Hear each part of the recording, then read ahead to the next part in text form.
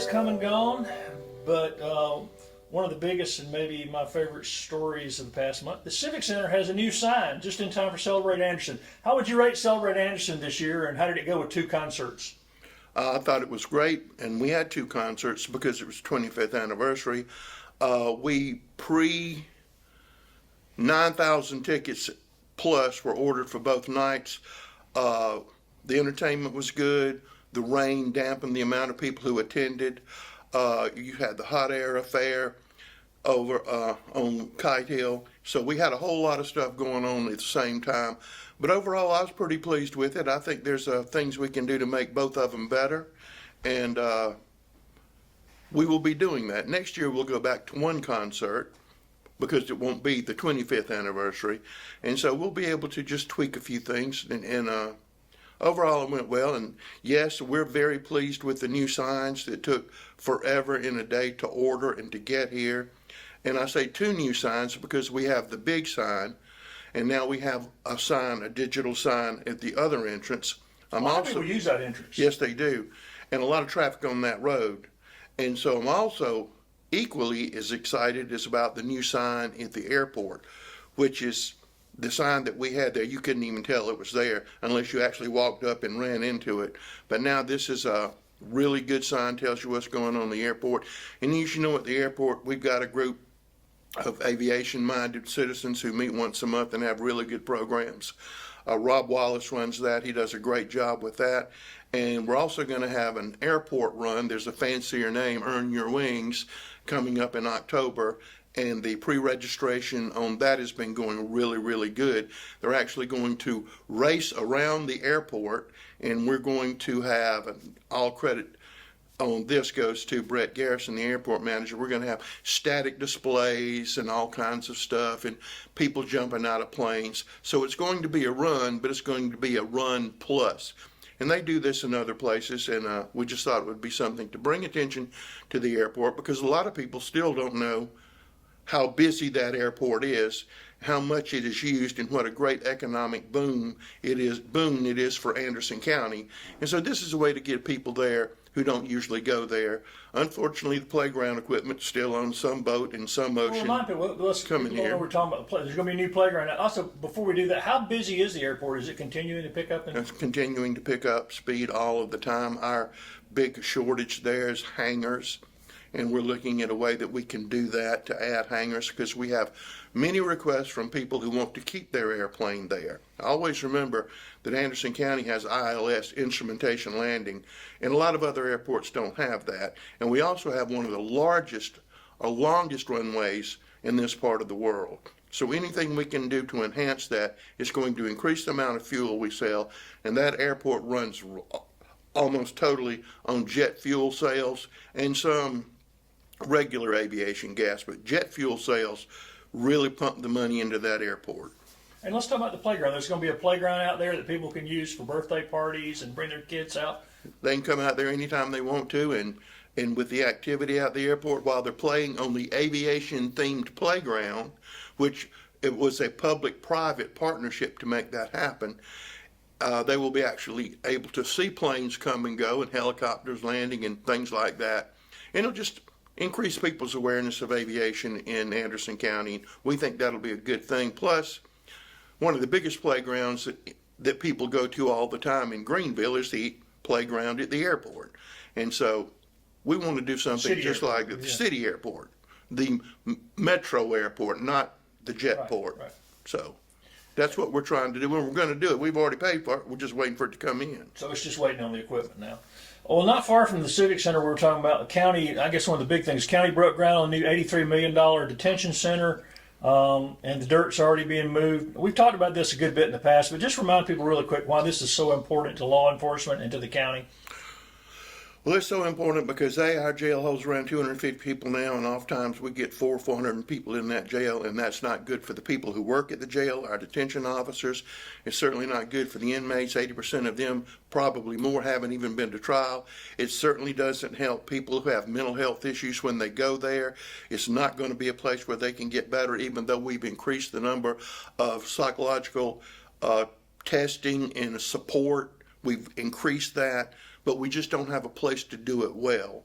So in the new detention facility, we will have a place where people can be seen in private, talk about things. A lot of other things we're doing, as you well know, with opioid money, you can get a scholarship to go to Shalom or other places to get treatment. Won't cost you a dime. So this building is really more than just a building. It's a new attitude and a new way to try to keep people from coming back. Is it going to be a luxury resort? It is not going to be a luxury resort.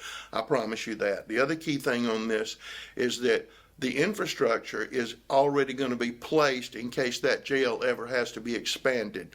We won't have to go out and build a new dining room. We won't have to do all kinds of electrical and stuff like that.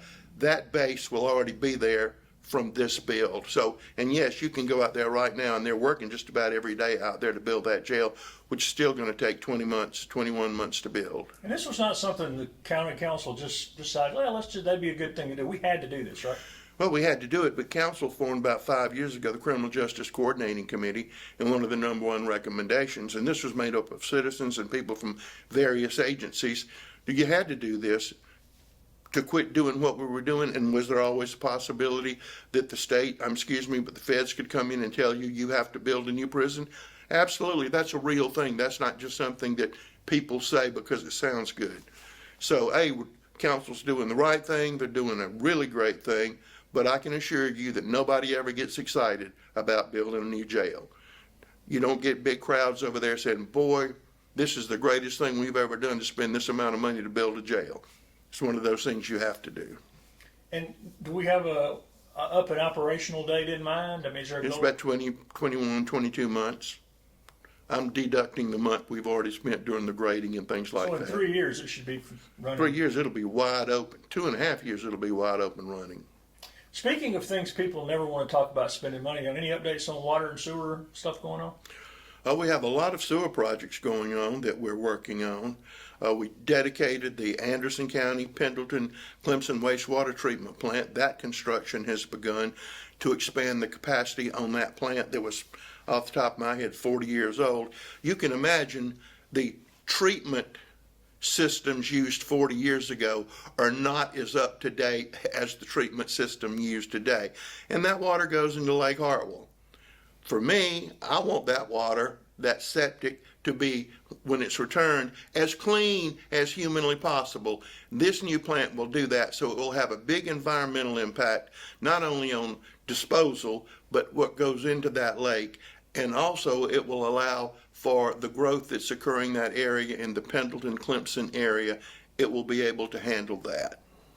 And will it also enhance the potential economic development for that area as well? It will enhance economic development opportunities for that area, yes. The county also just recruited a new company with jobs paying somewhere between $80,000 and $150,000. Yep. Primarily aimed at engineering. How quick will they be up and running? Very, very quick. This is a research and development operation for a company that everybody in the world knows. They have retail operations here in Anderson County right now, and they want to, and it's a family-owned company, and they want to take what they make now, and they want to increase it, the quality of it. And so we're so proud that they selected Anderson County to do that, because walking in the door making $80,000 a year is not a bad deal. And so we're very excited about that. And they are up and running now in a temporary headquarters, but we expect that to grow tremendously in the number of people they hire and what they're going to be able to do. So it's another research and development facility here in Anderson. Are they taking applications yet? I don't know that. I will have to look. Another thing that didn't get a lot of attention was the $470 million expansion at the Rainey Generating Station. Why is that such an important investment? Because your house doesn't fund. Schools need industry to grow, to have a steady source of income. This $467 million is probably going to add a few jobs, but all of that is going to have a tremendous impact on School District 3. And that's what we're so excited about. And we're excited about other future developments there. That cogeneration plant, which near a gas line, they generate electricity. And one of the biggest problems in the United States right now that I've talked to you about and other people, in the old days when you were doing economic development, the first two things on there were water and sewer.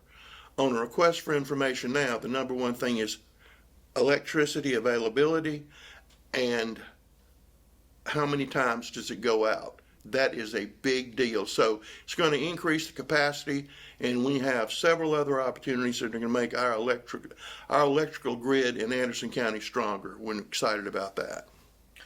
We haven't talked about this lately, but has there been any real updates on the hydrogen fuel cell work at Bosch? None that I haven't received any. After we had that announcement, I know that they're working hard on that, and I know there are even some people, and theirs is for long haul trucking is what they're looking at. But that's a very exciting technology, and I was looking the other day, they're actually running some cars, not here, across the country on hydrogen. That's pretty cool, because you know what the waste product from hydrogen cell operations are? Water. And I think Bosch has said that's what they're looking to. I mean, BMW said that's what they're looking to in the future. I think a lot of people are going to jump off of electricity. I really do. I think there'll always be a place for it. But I think hydrogen fuel cell is really going to be the future. Is the 1424 Landing Center still humming out there for potential? Yeah, we're about to give birth to another company, an air conditioning company, and they're looking for a place to go start their operations. And the reason they're here is because we had that soft landing opportunity, and they're grown up and they're selling product, and they're anxiously looking for some place to build a plant. Seems like every time we talk, something else new is out at the. What else is out there now? We've added. Oh, another thing that we're looking at is a test kitchen that we're doing in association with the state agency. We're still in the early stages of that. We hope that's going to work. But you have other companies that are doing things in there, and you have some existing companies here that are using it for storage and small assembly. So we're full. That's what we want to be full, and it's going to continue to pay dividends for Anderson County forever. How big is that facility building-wise under roof? The whole building is 550,000 square feet under one roof. So there's room out there still. It's filling up very quickly. Do we have any update on the Equinox site? The developer is still working on the Equinox site, but I haven't had an update in about 2 months. And that a lot of that's still dependent on the textile tax credit, is that? Absolutely. It's what all of the old mill developments depend on is the textile tax credit. I was happy to see that the state even went further on their abandoned buildings tax credit, which is putting a lot of dead buildings back into operation. That is a good piece of legislation, and South Carolina is the only state that does that. But you're taking places that people wrote off, but with that tax credit available, they can bring them back to life. So you're optimistic the Equinox is going to get some movement? I'm optimistic about that. How about funding for demolition of blighted housing? I know y'all approved some of that. That list seems to continue to grow. The list always continues to grow, but we got some nice infusions thanks to Mike Gamble for Honeypath and for Belton. I think both of those total around $700,000. So we don't have that money yet. That money will probably come in the end of September, the 1st of October. That's when it usually gets here. But he worked very hard to make that happen, him and Representative Jay West. That will make a big difference in both of those towns. We also are going to be receiving some money. Thank our legislative delegation, Senator Cash. And so we're going to be able to tear down more houses than we have in the past. And as I've said here many times, tearing down a house makes people happy because a lot of them, they turn into drug houses. They drive the neighborhood values down.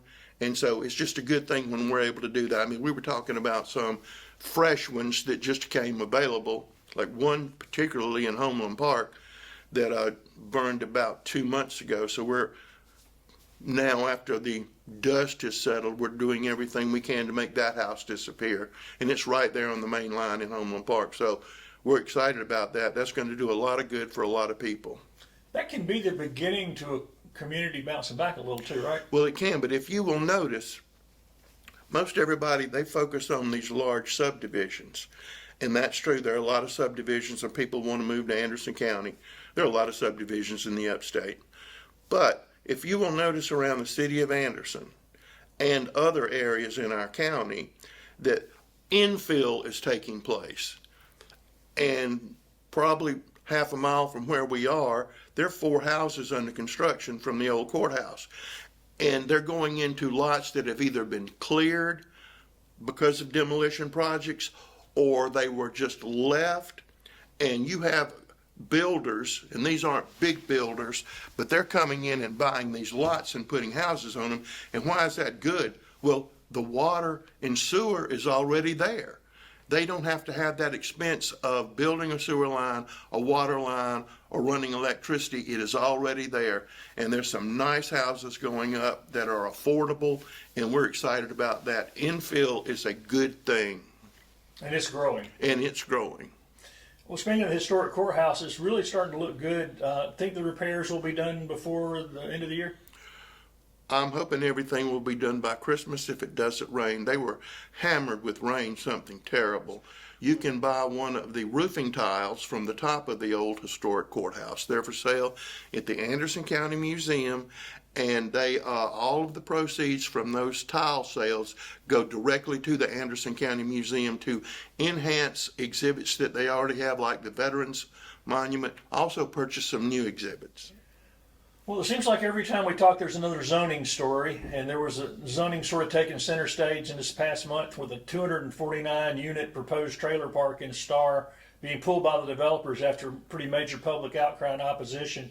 Do you think things like this will get more parts of the county to consider asking county council for zoning? From the people reaching out to us, yes. And people always need to remember that while we cannot advocate one way or the other, we will absolutely go anywhere in the county at any time and explain the process and assist you in that process, because you know it's generated by the people in a census district. It could be 2 census districts, it could be 3, whatever. But they have to do the petition, 15% of the people in there for it to go on the ballot.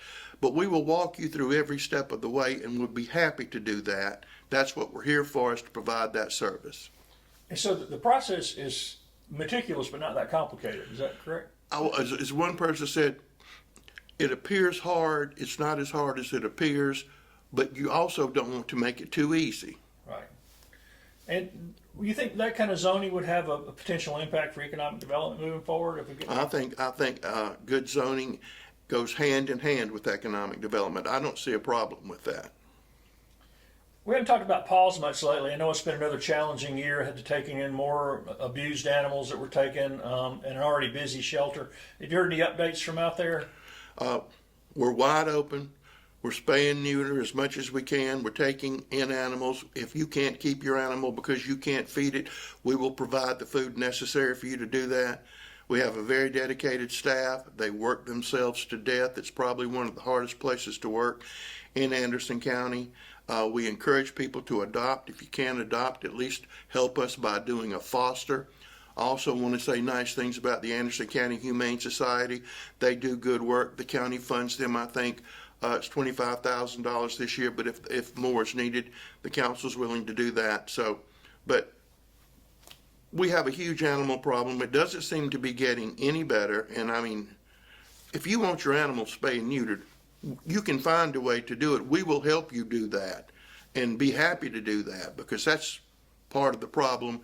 And they even help low-income seniors that can't afford but they want an animal. They help them. We will help you. We will help you do that, so you will have a companion. And some people say, well, maybe that's overboard. That's not overboard.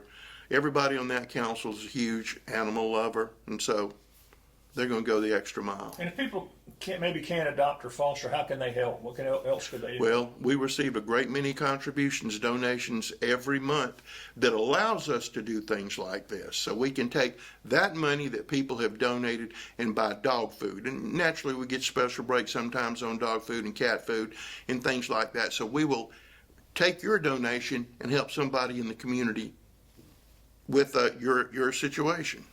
And the dog park seems to have been everything everybody hoped for, right? It's everything everybody hoped for. It is aided in adoptions.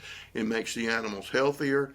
It's pretty, and it's a nice place to go. I've seen birthday parties out there and stuff. Yeah, and they're probably getting ready for the largest Halloween bash Yeah, if you all haven't been out around. to that, there's a If lot. you haven't been out to that, you've missed something, and you better Seeing get dogs with costumes on too. and all the staff, Yeah, and you better be prepared to wait in line for that candy. yeah. You be patient if you go to Be that. patient.